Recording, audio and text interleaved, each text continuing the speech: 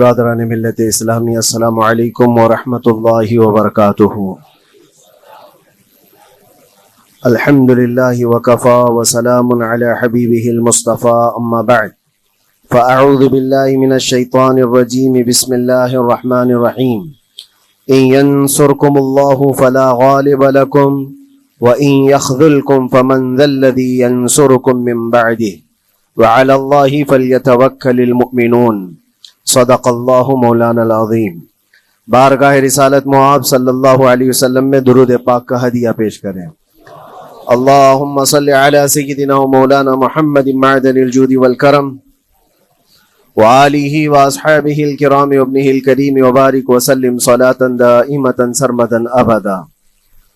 اللہ عز و جل قرآن عظیم میں فرماتا ہے، اگر اللہ تمہاری مدد کرے تو کوئی دوسرا غالب آ ہی نہیں سکتا۔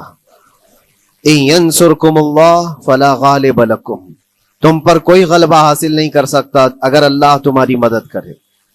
وَإِن يَخْذُلْكُمْ فَمَنْ ذَا الَّذِي يَنْصُرُكُمْ مِنْ بَعْدِهِ، اور آگے اللہ فرماتا ہے، اور اگر اللہ تمہیں چھوڑ دے یا گرا دے تو کون ہے اس کے بعد جو تمہاری مدد کرے؟ کوئی ہے جو اللہ کے علاوہ تمہاری مدد کر سکتا ہے؟ جب نہیں ہے تو پھر آگے ہونا کیا چاہیے؟ وَعَلَى اللَّهِ فَلْيَتَوَكَّلِ الْمُؤْمِنُونَ، تو مومنوں کو چاہیے کہ وہ صرف اللہ پر بھروسہ کر کے رہیں۔ فتح، نصرت، مدد، یہ سب جو چیزیں ہیں بہت سارے لوگوں کے ذہن و دماغ میں ایسے ہے کہ فوراً آ جانا چاہیے۔ کوئی بھی فتح ہو، کوئی بھی مدد ہو، بغیر تمہارے اسٹرگل کیے ہوئے، بغیر مصیبت اٹھائے ہوئے نہیں ملے گی۔ اگر فتح و نصرت یوں ہی آپ کو روزانہ ملنے لگ جائے تو کیا رسول پاک صلی اللہ تعالی علیہ وسلم مدینہ طیبہ میں بیٹھ کر دعا کرتے تو ساری چیزیں فتح یاب نہیں ہو جاتی؟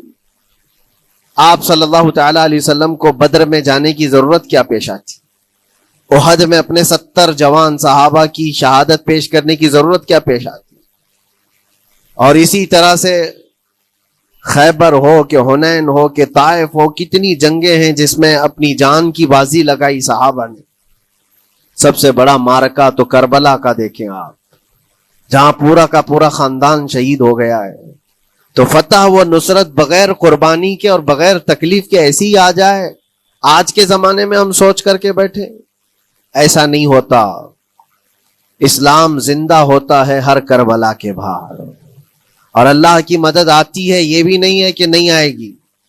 کچھ لوگ مایوس ہوتے ہیں، کچھ لوگ نروس ہو جاتے ہیں اور بھاگنے پر مجبور ہوتے ہیں۔ یہ امتحانات کی گھڑی ہوتی ہے۔ ایک حدیث پاک میں آپ کو بتاتا ہوں، اللہ کے نبی صلی اللہ تعالی علیہ وسلم ارشاد فرماتے ہیں کہ آخر زمانے میں ایک ایسی عظیم جنگ ہوگی ایمان والوں کی اور رومیوں کے درمیان۔ کفار و مشرکین ہیں اور مسلمین ہیں۔ اس کو ملحمۃ الکبریٰ کہا گیا ہے، قیامت سے قریب ہونے والی یہ سب سے بڑی جنگ ہے۔ اسی سے آپ اندازہ لگائیں، اللہ کے حبیب صلی اللہ علیہ وسلم ارشاد فرماتے ہیں کہ اس میں کفار و مشرکین 80 جھنڈوں کے نیچے آئیں گے، اور ہر جھنڈے کے نیچے 12,000 کی فوج ہوگی، جو تقریباً حساب کرنے پر 9,60,000 کی فوج بن جاتی ہے۔ اگر وہ مومنین سے مقابلہ کرنے کے لیے اتنی بڑی فوج ایک جگہ جمع ہوتی ہے تو پھر اس جنگ کا اندازہ کریں کتنی بڑی۔ اس کو الملحمۃ الکبریٰ کہا گیا ہے اس لیے کہ اس میں گوشت کے چھیتڑے اڑیں گے۔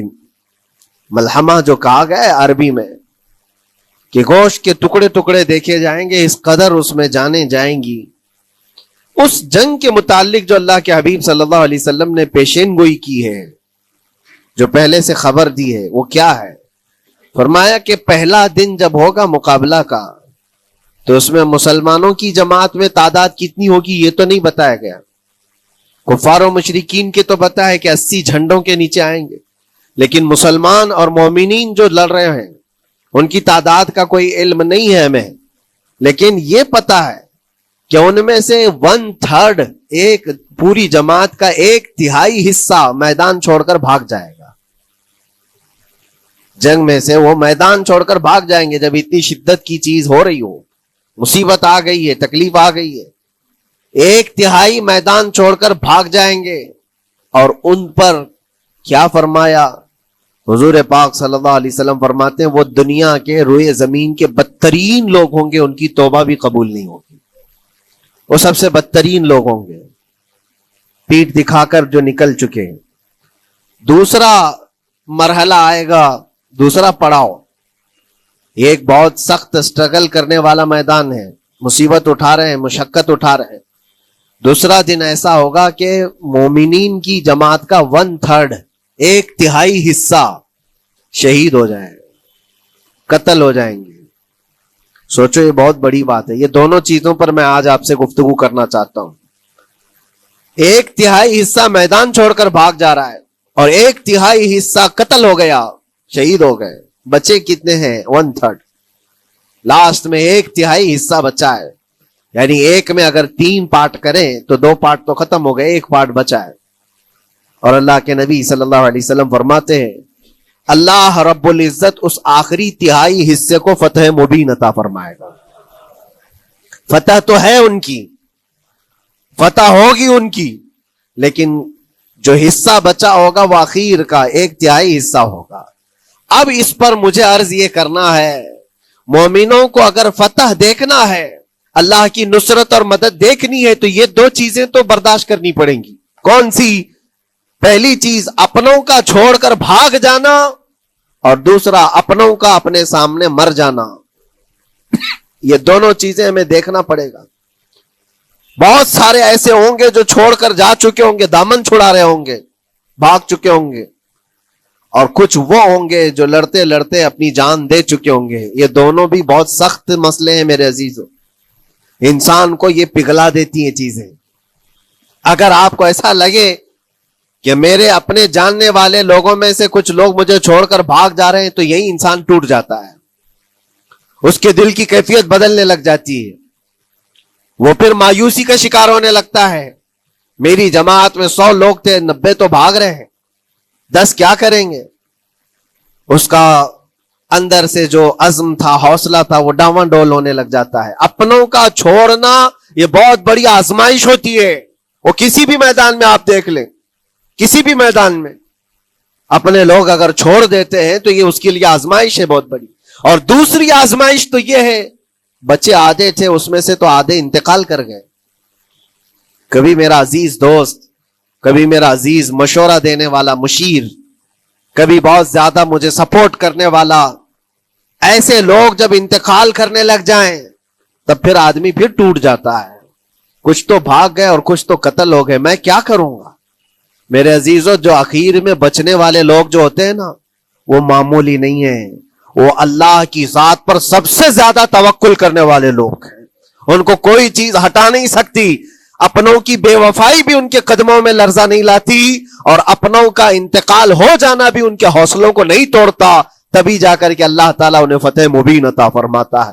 اور یہ چیز ملحمت الکبریٰ میں دیکھی جانے والی تھی, دیکھی جانے والی تھی, جو قیامت کے قریب ہونے والی جنگ ہے.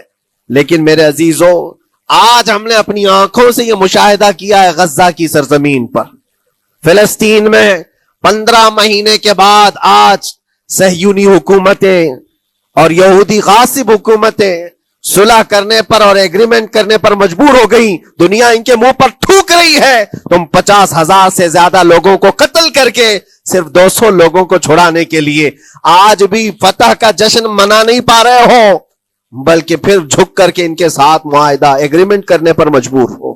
یہ فتح ان بچوں کی نہیں ہے تو اور کیا ہے, ان مظلوموں کی نہیں ہے تو اور کیا ہے, جن کے پاس کھانے کو روٹی نہیں ہے اور پہننے کو کپڑے تک نہیں رہ گئے, ان کے علاج معالجے کے لیے دوائیاں نہیں رہ گئی, لیکن عزم اور حوصلہ ایسا ہے کہ اللہ ابھی ہمارے ساتھ.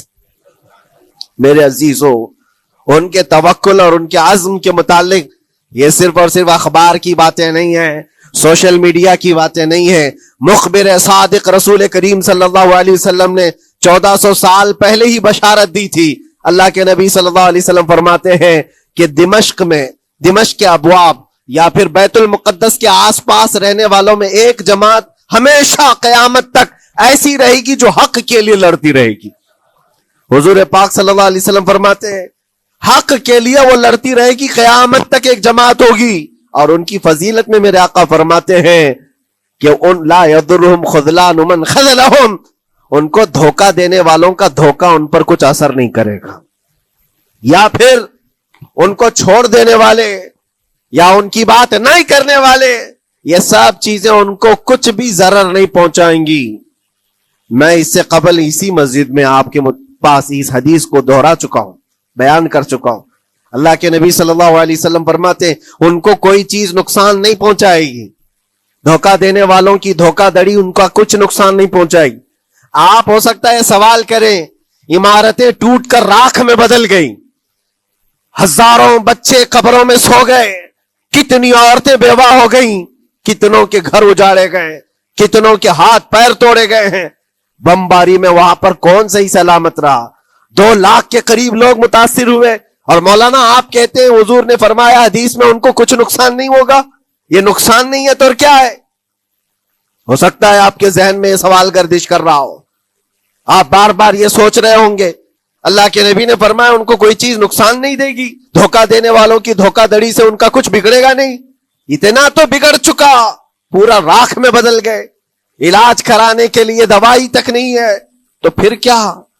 اللہ کے نبی نے کیا فرمایا کہ ان کو نقصان نہیں پہنچے گا، ان کو ضرر نہیں ہوگا. پھر یہ ساری تکلیفیں اور یہ ضرر کیا ہے؟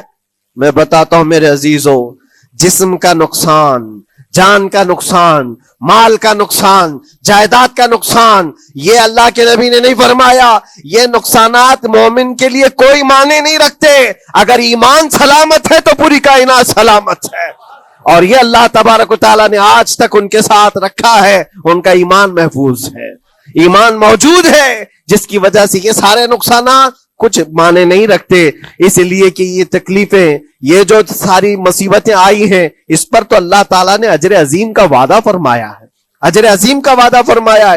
ہاں اگر ایمان ہی چلا جاتا تو پھر کون سی جنت ملتی، کون سی خوشبو جنت پاتے؟ کچھ نہیں ہوتا. ایمان سلامت ہے، جس کی وجہ سے انہیں دنیا میں بھی اللہ سرخروئی عطا فرمائے گا.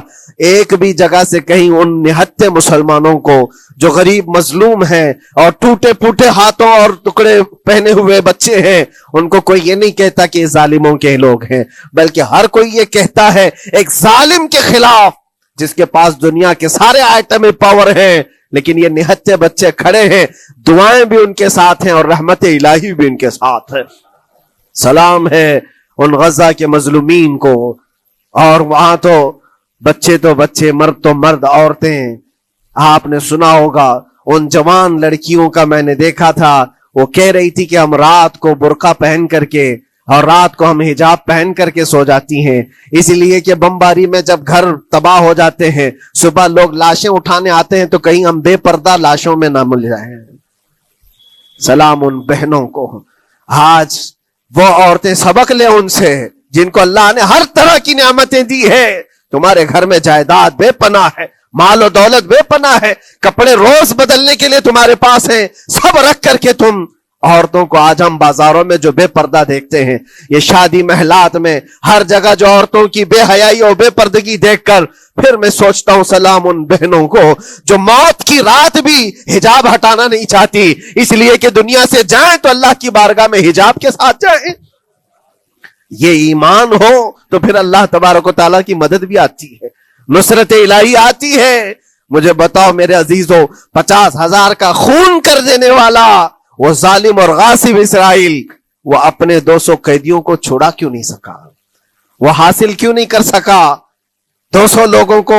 بلکہ ان میں سے 5 لوگوں کو کیوں نہیں حاصل کر سکا؟ 50,000 کو قتل کر ڈالا، اور وہ بھی سیویلینز کو، شہریوں کو، جن سے تمہارا مقابلہ ہے، ان کی موت کی تو کوئی خبر ہی نہیں آتی. جو تم سے برسر پیکار ہیں، جو لڑ رہے ہیں، ان کے موت کی خبر نہیں آتی. بچوں کی موت، عورتوں کی موت، ہاسپٹل میں موت. یہ سارا جو ناچ دیکھا گیا ہے 15 مہینے سے ہم دیکھتے آئے، لیکن افسوس اس بات کا ہے میرے عزیزوں، اللہ کا عذاب ان ظالم بادشاہوں پر بھی آئے گا جو ان کی موتوں پر دیکھ کر تماشے کر رہے ہیں.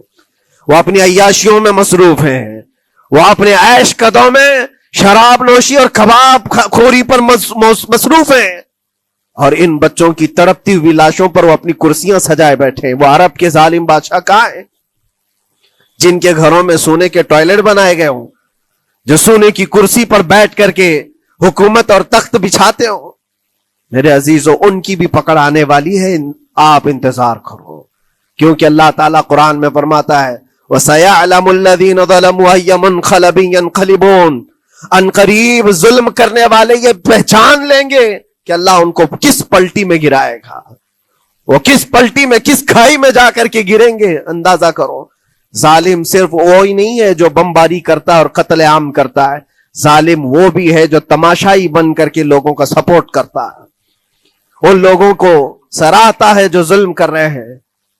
افسوس کا مقام ہے، وہ چیختے رہ گئے، چلاتے رہ گئے ہیں، اور پھر اخیر میں وہ بچوں نے پکار کر کے یہ بھی کہا ہمیں کسی جگہ سے مدد کی امید نہیں ہے، نہ ہمارے پڑوسی ملک سے، نہ کسی بہت بڑے مسلم بادشاہ سے، ہمیں امید ہے فتح کی اور مدد کی تو پروردگار عالم سے ہے۔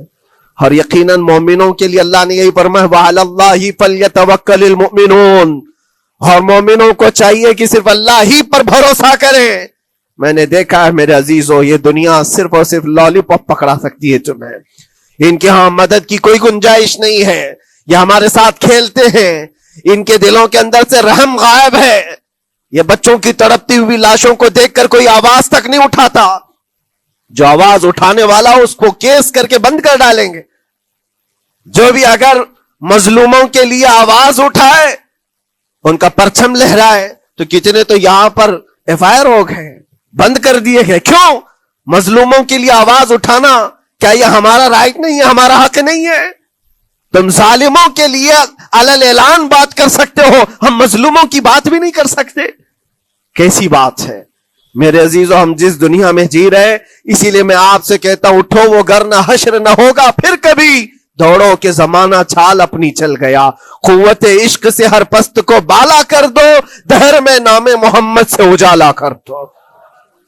تمہارے پاس طاقت و قوت نام کی کوئی چیز ہے تو وہ ایمانی طاقت ہے، باقی کوئی چیز، کوئی طاقت و قوت تمہاری مدد نہیں کرے گی۔ وہ قوت ایمانی ہے جو بدر میں صحابہ کے ساتھ تھی، وہ قوت ایمانی ہے جو احد میں بھی صحابہ کے ساتھ تھی، وہ ایمانی طاقت و قوت کا جوش ہی ہے جو 4000 ہوتے تو 40,000 پہ بھاری ہوا کرتے تھے، وہ ایمانی طاقت و قوت ہی ہے جس پہ اللہ کی مدد اور نصرت آتی ہے۔